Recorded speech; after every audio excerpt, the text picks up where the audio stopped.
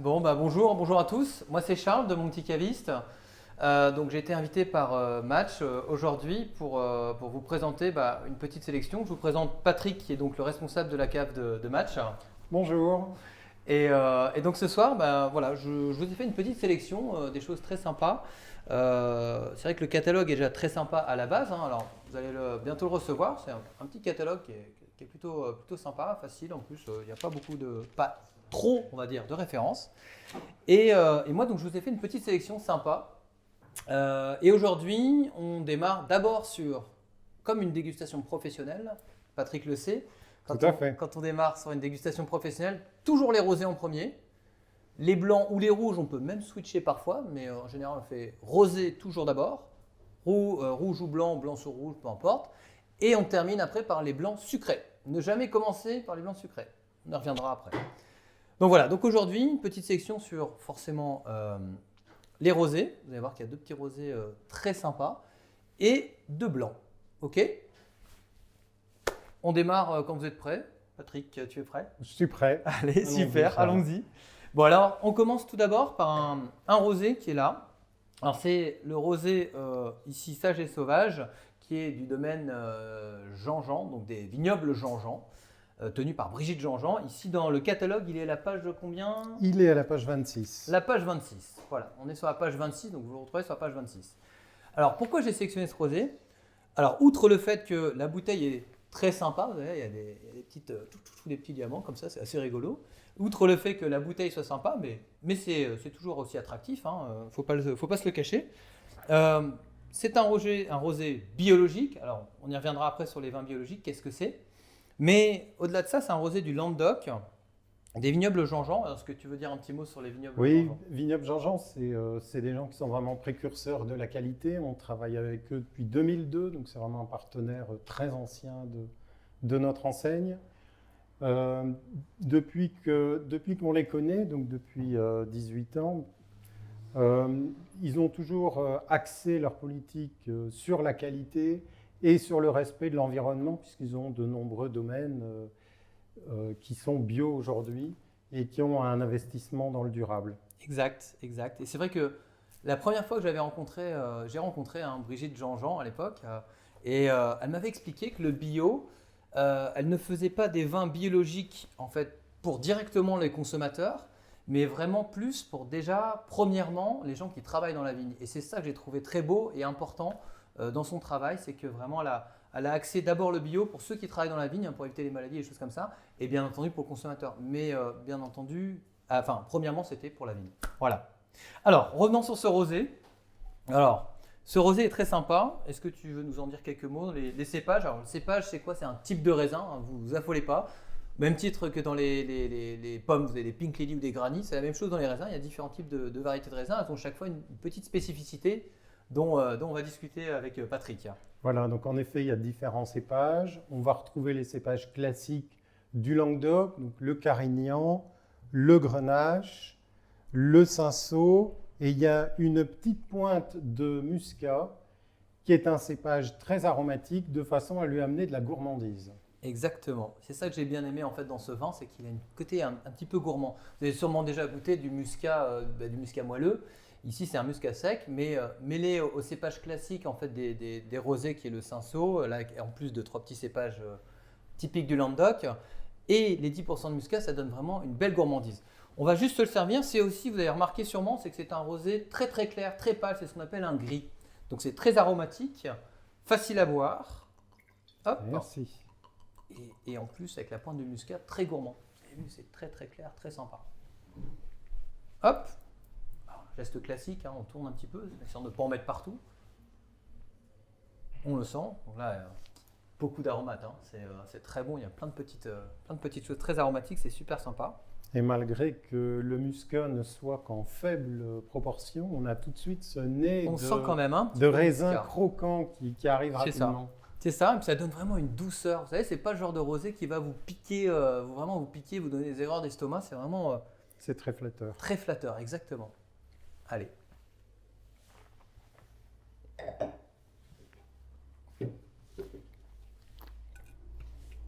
Bon, Bon, encore une fois, hein, pourquoi je l'ai sélectionné aussi? Parce que finalement, je le trouve très très bon, aromatiquement très sympa, pas trop d'acidité, une belle gourmandise. Et en plus de ça, donc c'est un vin biologique. Alors, qu'est-ce qu'un vin biologique? On en discutait tout à l'heure avec Patrick. En fait, les vins biologiques, c'est quoi? C'est tout simplement qu'il n'y a pas de traitement, en fait. Hein, Il n'y a pas de traitement de synthèse. voilà, C'est traitement de synthèse. uniquement des traitements naturels, et en l'occurrence le cuivre, qui sont utilisés autant pour les traitements que pour les engrais. Exactement. Alors, le cuivre, c'est un produit naturel. Hein, on en trouve dans le sol. Il y a des mines de cuivre. Donc, effectivement, à mettre du cuivre. Par contre, si on en met trop à outrance, on va dire du cuivre, on en met beaucoup. Bon, là, c'est pas forcément bien pour l'environnement en soi. Mais bon, là, c'est pas le cas ici parce qu'ils ont l'habitude de travailler ça. D'ailleurs, ils sont en bio, je crois, depuis que je regarde un peu depuis 2014. Donc, c'est pas des peintres. Il n'y a pas de peintres. Je plaisante. Ok, bah, on passe au prochain rosé. Allez, Oh, on n'a pas dit le prix. on n'a pas dit le prix, Ah, 4,99 €. 4,99 €. Voilà. Franchement, c'est pas mal. Hein. C'est le rapport qualité-plaisir, pour le coup, très bien. Allez, on y va. Au niveau de l'apéro d'ailleurs, par Oui. rapport à cette petite pointe de muscat, On n'en a pas parlé, effectivement. ça passe très très bien en apéro. Avec quoi tu l'accorderais, ce rosé? Ben, je le verrais bien sur des tapas, pourquoi pas des tapas crevettes ou autres crustacés, parce qu'il y a justement cet apport de fraîcheur. Mhm. Le crustacé, le fruit de mer aime bien justement ce côté frais que peut amener le vin, et l'aromatique qui est amené par le muscat va aussi bien aller avec. Carrément. Carrément. Moi j'aime bien, forcément, c'est des vins aussi faciles à boire. Barbecue, bien entendu. Hein, surtout aujourd'hui, il a fait beau, donc un petit barbecue, c'est toujours très sympa. Mais on peut partir aussi sur des plats un peu plus chauds, comme des lasagnes au saumon, à épinards. Ça peut être très sympa. Et aussi un petit carpaccio de bœuf. Ça, c'est pas mal aussi. Ouais. Avec ce rosé-là, ça peut être sympa. Tout à fait. On peut aussi mettre des rosés Eh oui. avec de la viande. Et oui, des rosés avec de la Tout à viande, bien fait. entendu. Hein, Ça passe Justement, ça nous donne la belle transition pour passer sur le prochain rosé, parce que on décrit un peu les rosés. Oui, c'est pas forcément un vin. Moi, je connais les rosés. Ben, c'est pas forcément le cas. Vous allez voir que on va passer sur le prochain rosé. Et juste avant de vous expliquer le prochain rosé, souvent j'entends que les rosés, c'est quoi? C'est du vin rouge et du vin blanc qu'on mélange. C'est pas ça. Pas du tout. Ce qui va donner un rosé, en fait, ce qui va colorer le vin par rapport à un vin blanc, vous voyez, un vin blanc et un vin rosé, ce qui va colorer le vin, c'est la peau du raisin, d'accord? Donc au même titre qu'on laisse infuser un thé très longtemps, le thé va être foncé, c'est pareil avec la peau du raisin. Plus on laisse infuser longtemps, plus ça va colorer le vin et plus ça va donner des rosés soit très foncés, soit des rosés très gris comme là, très aromatiques, d'accord? Alors prochain vin, du coup, c'est le château De Brégançon. de Brégançon. Et alors, il y a une petite notion qui est assez rigolote dessus, on ne le voit pas, mais c'est un cru classé. On le verra peut-être si j'approche un petit peu, mais on a du mal. Mais en tout cas, voilà, cru classé, c'est-à-dire qu'il y a des crus classés en rosé. Et oui, il y a déjà donc pas mal d'années, il y a un classement qui a été créé sur la base de la qualité des terroirs. Le terroir influe beaucoup sur la qualité des produits et sur la qualité des rosés. Donc aujourd'hui, c'est des vins pour lesquels il y a un vrai professionnalisme qui a été développé au niveau du choix du terroir, au niveau du choix donc, des variétés de raisins, des cépages. Aujourd'hui, c'est un vin à part entière, ça n'est plus une déclinaison de rosé, une déclinaison du rouge, pardon, c'est vraiment un vin à part entière. Et qui a en plus donc toutes ces lettres de noblesse avec les crus classés de Provence et une grande appellation qui est très connue en rosé qui est Mandolle, sur Effectivement. lequel il y a un très beau terroir aussi. Et donc, on n'y croirait pas, mais il y a des crus classés en rosé. Et oui, je vous l'apprends peut-être ce soir, mais c'est un cru classé. Et pour moi, c'est quand même des rosés qui sont des vins de gastronomie, en fait. Hein, vraiment, ça peut aller sur des vins de gastronomie. Il y a des rosés très très chers, hein, il y a des rosés à plus de centaines d'euros, hein, ça existe. Et certains diraient, je ne mettrais pas ça pour un rosé, mais c'est l'équivalent d'un cru classé en blanc, par exemple, hein, des choses comme ça, c'est très très sympa. Alors, le terroir, on en a parlé, qu'est-ce que ça signifie le terroir? En fait, c'est toute une combinaison de certaines choses qui vont amener à la qualité du vin. Pour vous faire très rapide, le terroir, ça rassemble d'abord le climat. Pourquoi? Parce que les climats sont différents en France. Hein. On a au niveau du climat océanique pour la Loire, Bordeaux, Sud-Ouest. On a des climats continentaux pour tout ce qui est Alsace, Bourgogne, Champagne, etc. On a des climats méditerranéens, là pour du coup Provence, Rhône, Languedoc-Roussillon, hein, forcément. Et on a un dernier petit climat, si je me rappelle bien, qui est le climat un peu montagnard, hein, pour les vins du Jura, Savoie, etc. Donc voilà, donc première chose, le climat, c'est important parce que la vigne c'est une plante et donc forcément elle va réagir au climat. Deuxième chose, le sol, hein, le terroir c'est aussi le sol. Pourquoi ? Parce que la vigne elle va descendre très profondément. Alors, petite anecdote, est-ce que vous saviez qu'il était interdit d'arroser des vignes ? Parce que la plupart des gens pensent qu'on peut arroser les vignes. Et c'est interdit, sauf d'ailleurs dérogation préfectorale si vraiment elle brûle, mais c'est interdit d'arroser les vignes. Pourquoi ? Parce que si on arrose une vigne, elle va être paresseuse et elle ne va pas descendre profondément dans le sol et choper toutes les strates du sol qui vont rejaillir dans le vin derrière. D'accord ? Après, avec les différents types de sols, on en reparlera, calcaire, argilo-calcaire, et on en parlera notamment la semaine prochaine avec un vin qui est fait sur une terroir de schiste. Bref, donc voilà, donc le sol, le climat, le cépage, on en a parlé tout à l'heure avec Patrick, avec des grands cépages classiques hein, qui vont donner des bons rosés, des bons blancs, des bons rouges, etc. Et forcément la façon de faire du vigneron qui va rejaillir aussi sur le vin. Voilà, c'est à peu près ça le terroir, d'accord ? L'ensemble des 4 éléments. Et tout ça est donc renseigné dans un cahier des charges que doit respecter le vigneron pour avoir droit à l'appellation. À l'appellation. Donc là, en l'occurrence, c'est Côte de Provence. Et donc, chaque appellation a son cahier des charges. C'est ça. Par rapport au terroir qui doit être respecté, les cépages qui doivent être respectés, les méthodes de vinification et de viticulture. Exactement. Voilà, on a tout dit. On déguste ? Allez, c'est parti. c'est la finalité. Eh oui. Ah, c'est génial. Il est encore un peu plus pâle que l'autre. Hein. Oui. Légèrement plus pâle. Tout à fait. On le voit un petit peu.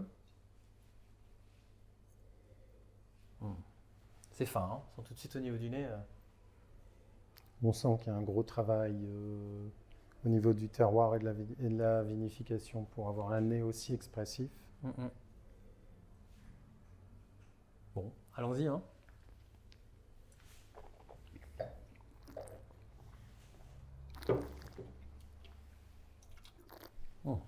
C'est une gourmandise, c'est très expressif. Très, très, très expressif. Très, très expressif. Et il y a, ce que j'aime beaucoup dans ce vin, une longueur en bouche. Tu trouves pas ? C'est-à-dire que longueur en bouche, c'est quoi ?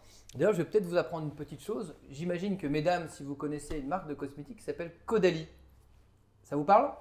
Marque de cosmétiques Caudalie. Une Caudalie, ça vient d'un terme œnologique, hein, je pense que tu le sais. Oui. C'est le nombre de secondes que le vin reste en bouche une fois qu'on l'a avalé.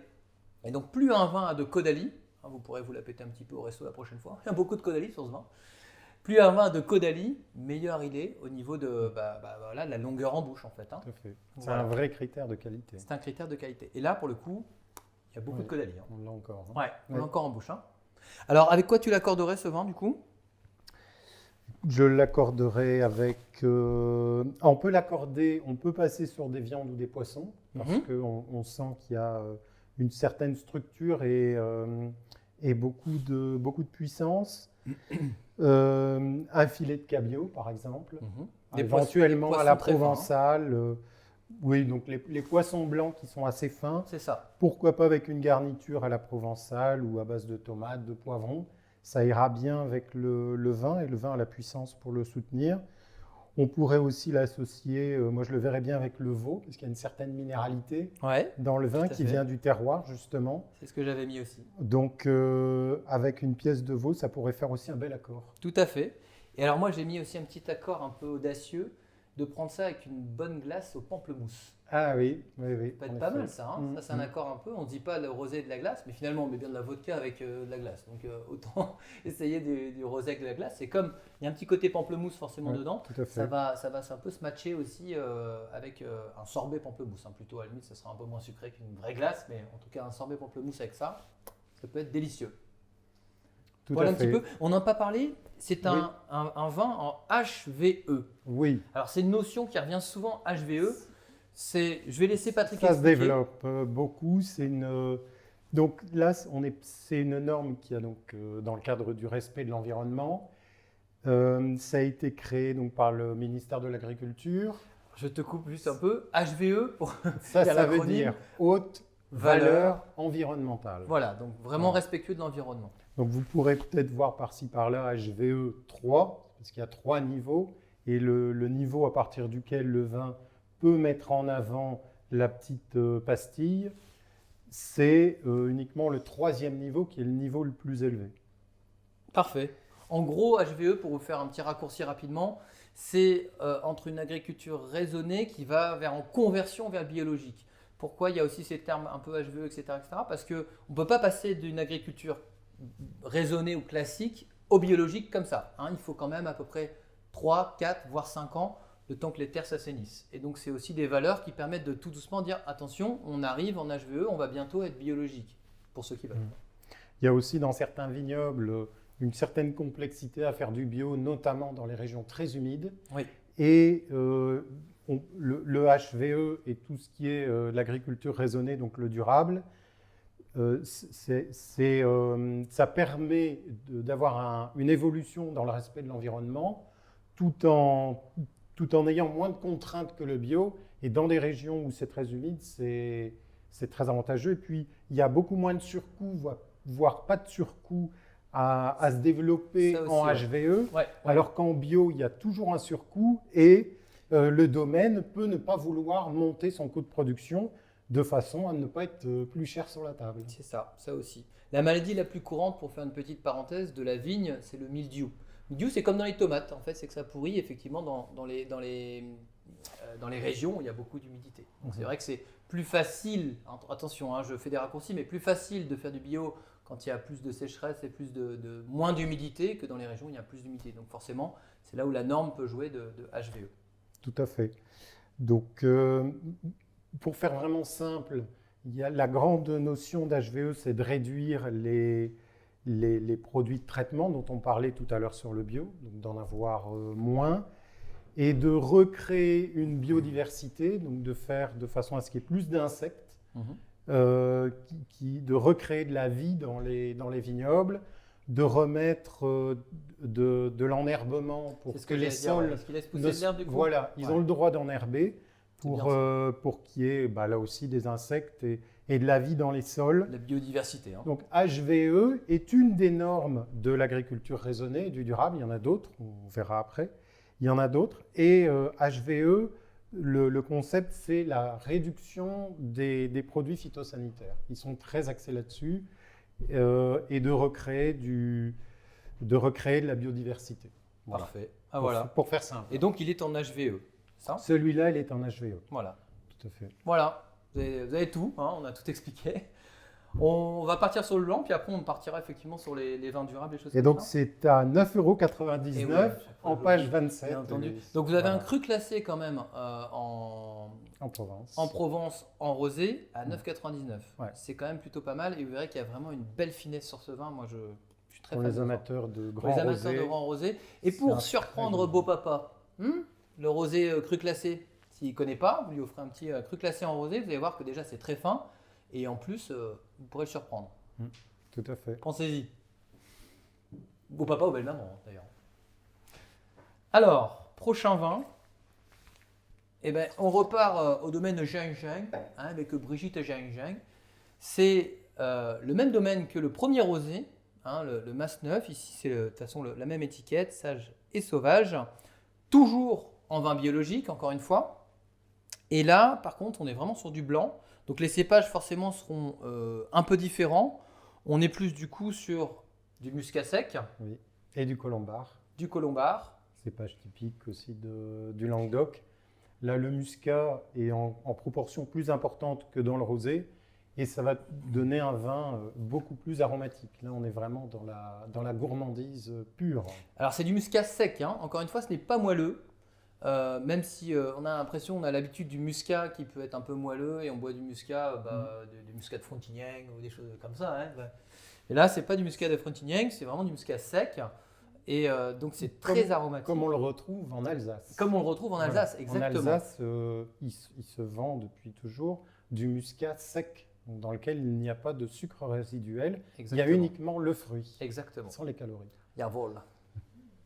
Ok. Écoutez, on va le goûter. Vous allez voir que c'est très sympa, encore une fois. Moi, j'ai vraiment bien aimé. Hop. Allons-y. Tac. Là, on a tout de suite le muscat qui explose. Magnifique. Magnifique.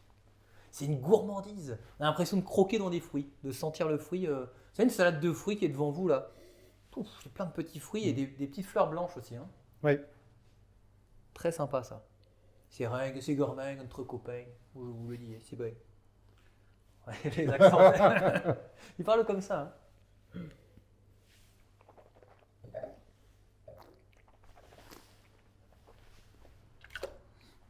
Pardon. Hop. Alors bien entendu, un vin à servir frais, hein, aux alentours de 10 degrés, pour moi. Et on est sur une richesse aromatique, c'est très sympa. C'est très très sympa. Moi j'aime beaucoup. On retrouve un peu ce qu'on avait au niveau du nez, hein, des fruits à chair blanche, petite pointe de miel aussi, non? Qu'est-ce que tu... Oui, un peu de miel, un peu de pêche blanche, nectarine. Ça, il y a du fruit, mais il y a quand même un peu de fond. Oui, Je oui. veux dire, il y a de la structure. Il y a de la structure en bouche, il y a de la tenue. Parce que s'il n'y a que du fruit, c'est bien à l'apéro, mais après, Ça c'est tient pas, ouais. c'est un peu léger sur le repas. Ouais, tout à Alors que avec la matière, on peut l'associer. Alors, c'est avec les asperges, j'adore le muscat. Donc ça fait des très bons accords. fait. mais On n'y peut pense aussi- pas, hein, mais des asperges avec du muscat sec, c'est très bon. Ouais, ça fait de superbes accords. Et puis toutes les tapas aromatiques, pourquoi pas avec des petites asperges vertes coupées. Mhm. Voilà, ça peut être sympa. J'étais parti aussi sur... qu'est-ce que j'ai mis? J'ai mis aussi de la sole grillée. Oui. Donc un peu de poisson grillé, c'est pas mal aussi, comme il a de la structure aussi. En fait, les accords mets-vins, c'est finalement très très simple. Il suffit d'avoir une question d'équilibre. Si vous prenez quelque chose de puissant au niveau des plats, au niveau du mets, et que vous prenez un vin très léger, vous allez sentir que le plat et pas le mets.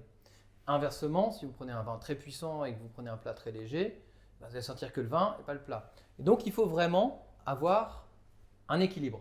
Et tant qu'on a un équilibre comme ça, que l'équilibre n'est pas brisé, en fait, on peut aller sur beaucoup d'accords mets-vins qui sont très sympas.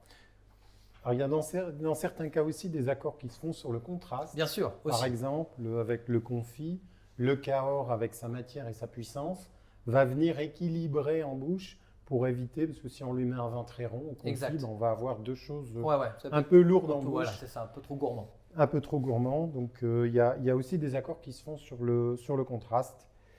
Voilà.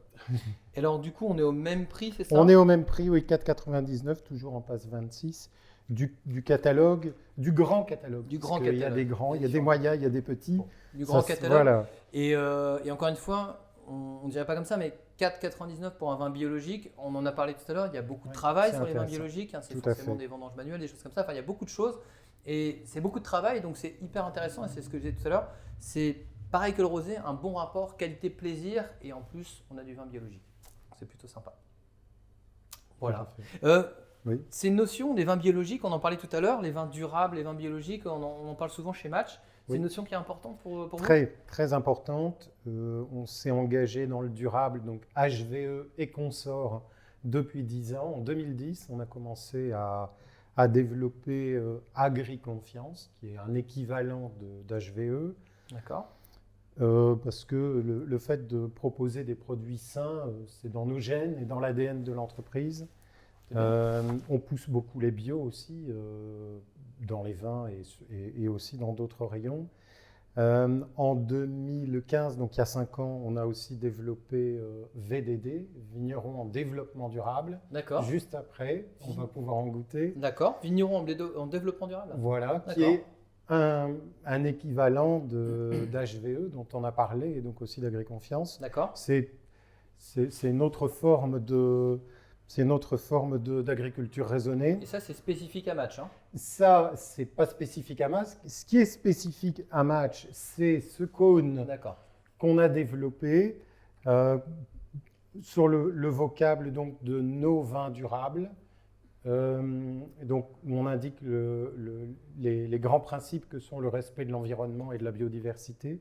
Et donc, pour faciliter la compréhension, on a préféré coiffer nos bouteilles de ce cône et de l'appeler vin durable. Ça nous paraît beaucoup plus simple que HVE, VDD ou Agri-Confiance, et il y en a d'autres, Terravitis, etc. En somme, ce sont des vins qui sont respectueux de l'environnement. De De la l'environnement. biodiversité. Voilà, leur trait commun, c'est le respect de la biodiversité et de l'environnement, avec des petites différences selon les normes. Et puis, puisqu'on en parle à propos du vin suivant, vignerons en développement durable, Allons-y. ils ont quelque chose de plus c'est une norme RSE, donc responsabilité sociale et environnementale des entreprises.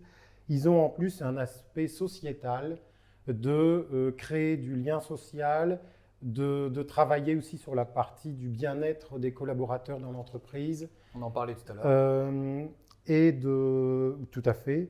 Et puis aussi donc de recréer du lien dans les entreprises et dans les villes. Donc, du social et de Du l'environnemental. social et de l'environnemental. Parfait. Ouais.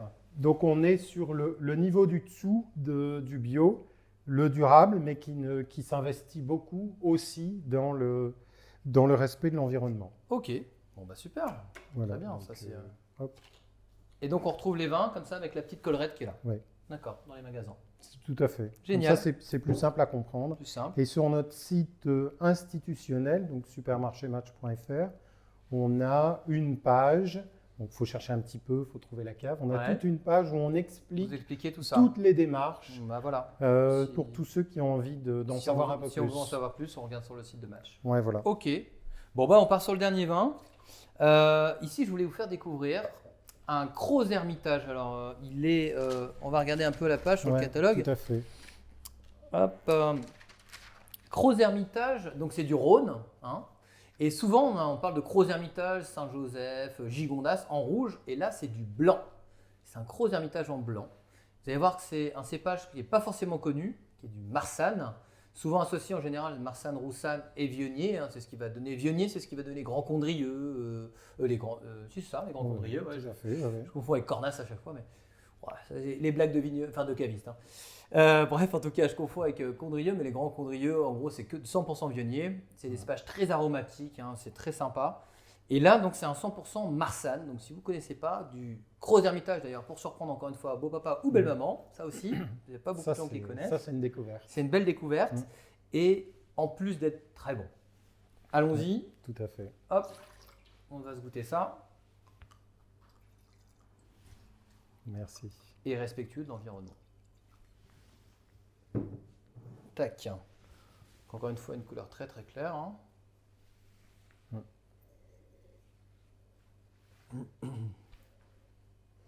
On est sur un nez un peu plus complexe. Ouais. On a une petite touche de bois. Ouais. Il y a une légère touche de bois, effectivement. Et il y a un peu plus de complexité que dans le premier vin, hein, forcément. Mais c'est différent en plus. Hein. Le terroir est différent. C'est granitique. Hein, c'est voilà. Cros Hermitage. Donc, ça tend le vin. Le vin est plus expressif et plus précis. Plus précis, plus fin, plus expressif. Un peu plus droit, on va dire. Oui, voilà.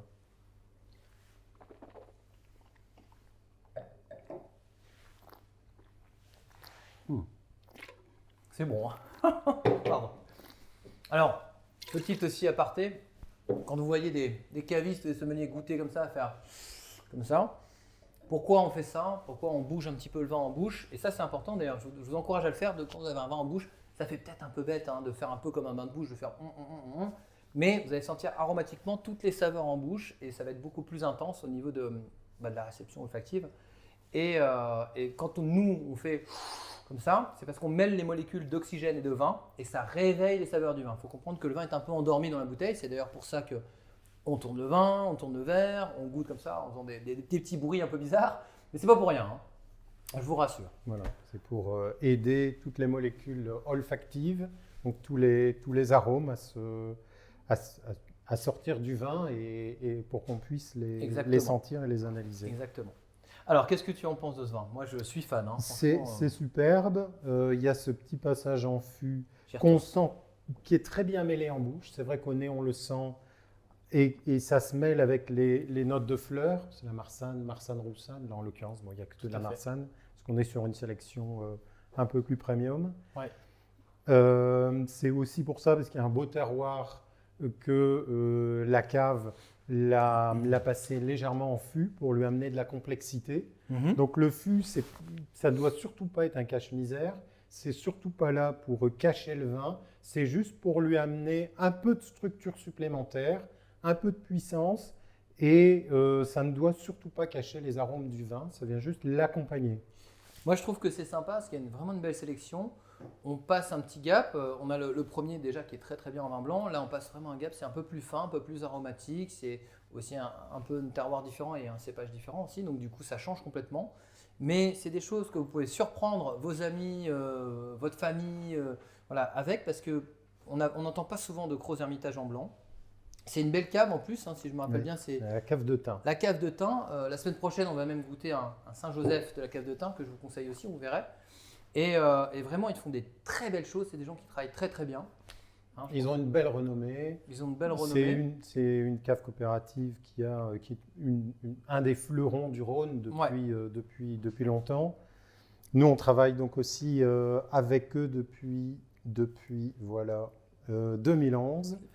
Donc c'est un partenaire de longue date. On attache beaucoup d'importance au partenariat avec nos fournisseurs, à les faire vivre. Donc c'est peut-être la première ou deuxième année, je ne sais plus, pour lequel on travaille le blanc. C'est vrai que c'est une niche, c'est pas très connu, mais ça nous paraît intéressant dans une foire au vin de mettre en avant le blanc.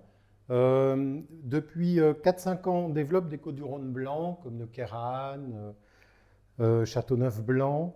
Et donc ça se développe petit à petit, ça plaît beaucoup aux consommateurs parce que c'est différent des blancs, j'allais dire classiques de la Loire ou de la Bourgogne, notamment ce côté fleurs blanches, là en l'occurrence avec la petite pointe vanillée du bois. Dans ce coup, c'est vrai qu'on retrouve le Côte-du-Rhône, hein, il y a de la matière, c'est plus puissant et plus riche que le muscat. Oui, c'est sûr. C'est un vin de gastronomie, on peut un peu quitter l'apéro et se concentrer sur la table.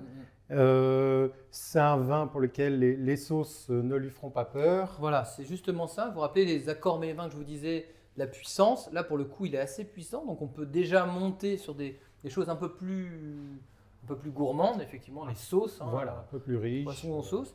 Et alors, moi, j'aime bien ce genre de vin avec des fromages. Parce qu'on a l'impression que le fromage, c'est réservé exclusivement au vin rouge. Ce n'est pas le cas du tout. Vous avez beaucoup de fromages qui sont très aromatiques, très fins. Et parfois, les vins rouges vont venir tendance avec le tanin. Hein. Le tanin, c'est le côté un peu râpeux qu'on a sur les côtés des joues. Il y en a aussi dans le thé. Hein. Vous laissez infuser un thé trop longtemps, vous avez du tanin dans le thé. C'est la même chose. Et donc, vous avez eu cette sensation d'être un peu âpre, un peu sec. C'est la même chose dans les tanins, dans le vin.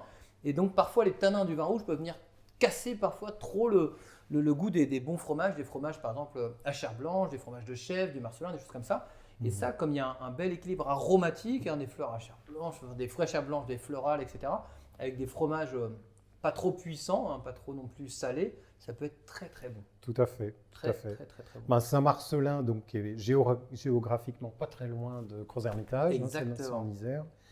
Et ça va très bien, donc on est dans le même style de fromage que les camemberts, les brie. C'est des fromages qui n'aiment pas trop les vins rouges, comme tu l'as dit, par rapport au côté du tanin du vin qui passe pas très bien avec la protéine du lait.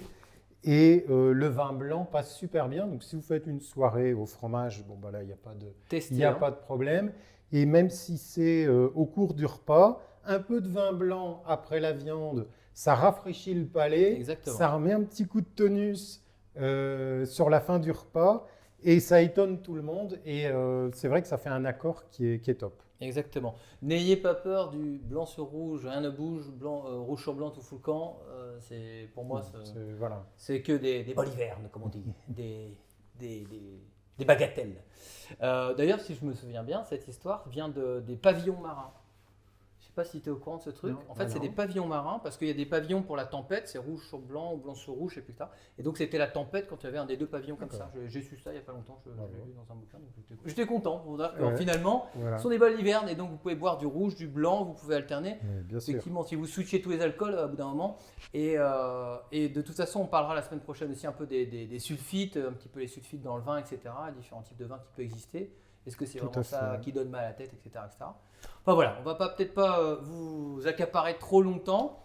Et de toute façon, on se retrouve tous les deux la semaine prochaine. Avec plaisir. Et on va goûter différents types de blancs de différentes régions, différents cépages, encore une fois, avec différentes explications sur différents types de rouges. Voilà, c'est la dégustation. Ça va être la dégustation et c'est toujours un bon moment. Oui. On vous dit à la semaine prochaine et puis bonne dégustation à vous et puis bon achat si vous allez dans les supermarchés Match. À la semaine prochaine, bonne découverte de la foire au vin. À bientôt. À bientôt.